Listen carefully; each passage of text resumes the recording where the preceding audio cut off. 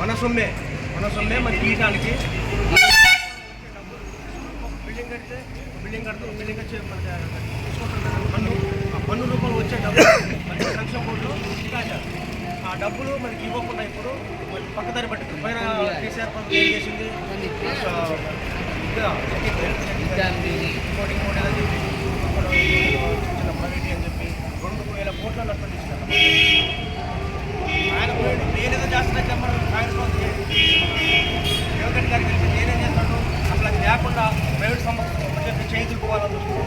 ఏ ప్రభుత్వం వచ్చినా మనకి ఈ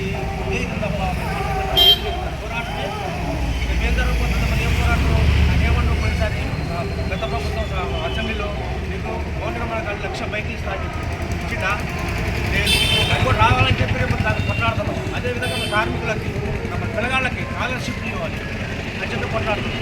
అదేవిధంగా ఈ అన్నిటి మీద సమస్యల మీద రేపు 18 రేపే కదా కలెక్టర్ భారీ ధర్నా ఉంది. ఆ ధర్నాకి నాకెందుకు నిలబడి ఉంటే ఇది ఇట్లే ఉండదు. అది అందులో మనకు గుర్తించి ఉండదు.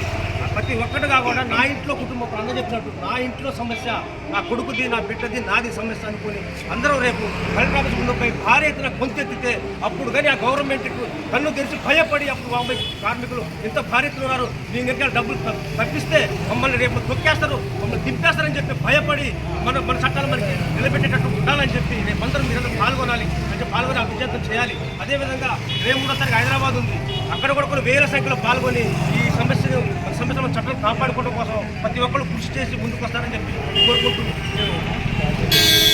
నా పేరు ప్రజల